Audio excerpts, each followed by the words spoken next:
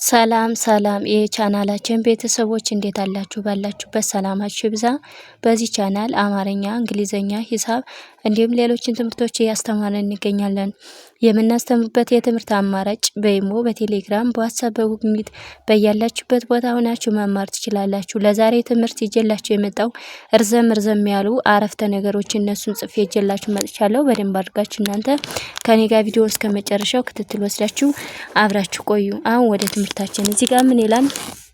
እንደምታዩት እዚህ ጋር አረፍተ ነገር ስንሰራ እንግዲህ እርዘም ያሉ አረፍተ ነገሮች ናቸው። እነዚህ እንዴት ነው ምናነባቸው? እንዴት ነው ምንጽፋቸው? እዚህ ጋር ምን ይላል? ዘላቂ ሰላም እንዲኖር ምን ይላል? ዘላቂ ሰላም እንዲኖር ምን ይላል? ከዚህ ጋር ስትመጡ ደግሞ የፈጣሪ እገዛ ያስፈልጋል። ምን ይላል? ዘላቂ ሰላም እንዲኖር በአንድ ላይ ስናነበው ማለት ነው። ዘላቂ ሰላም እንዲኖር የፈጣሪ እገዛ ያስፈልጋል ብሎ 4 ነጥብ ዘጋው ማለት ነው። ስለዚህ ምንድነው ይሄ? ረጅም አረፍተ ነገር ነው። እንግዲህ ዘላቂ ሰላም እንዲኖር የፈጣሪ እገዛ ያስፈልጋል። ምክንያቱም አለ ፈጣሪ ምንም ነገር እንደማይሰራ እሱን ነው የሚያመለክተን ማለት ነው። እኛ የትም እንደማንደርስ ማለት ነው። እግዚአብሔር ካላገዘን ወይም እሱ ካልገደፈን የትም አንደርስም ማለት ነው። በሌላ ትርጉም ስንተረጉሙ ቀጣዩ ምን ይላል? እዚህ ጋር ሁሉም አልፎ ሁሉም አላፊ ስለሆነ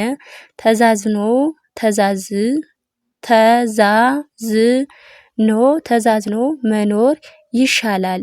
እዚህ ደግሞ ምን ይላል ማለት ነው? እዚህ ጋር ባንድ ላይ ሁሉም ይላል። ሁሉም አላፊ ስለሆነ ተዛዝኖ እዚህ ጋር ይቹነት እዚህ ጋር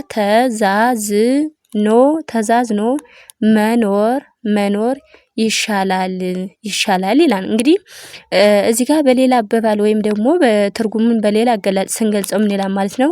ሁሉም አላፊ እንግዲህ ሁሉም ነገር አላፊ ነው። ምክንያቱም እንደምናውቀው ያው የዕለታዊ ነው እንጂ እኛ ምንም የምናውቀው ነገር ስለሌለ ሁሉም ነገር አላፊ ነው። በቃ ምክንያቱም ሁሉም የሆነ ተቸግረንም ሆነ እሱ ነገርም ሊያልፍ ይችላል።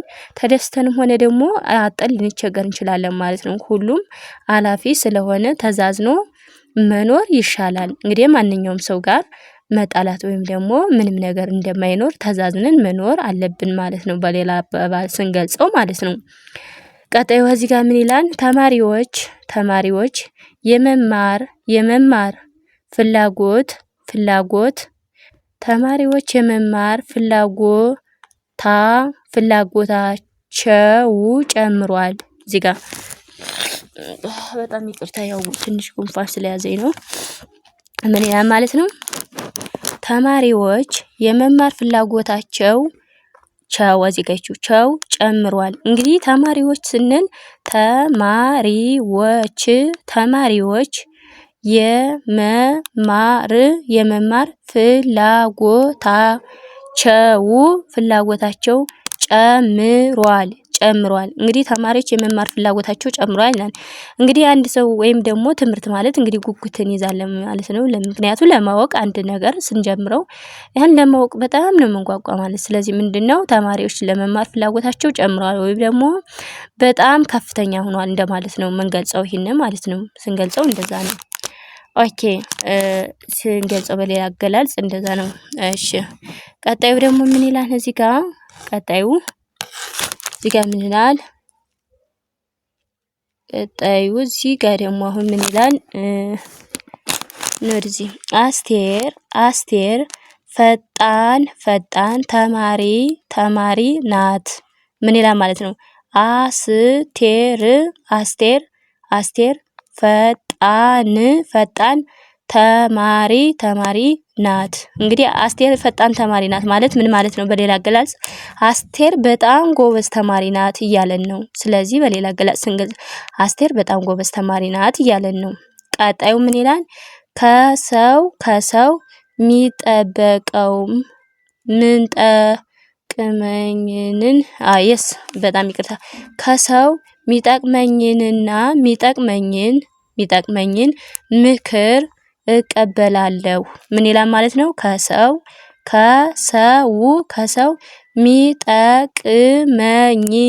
ሚጠቅመኝን ምክር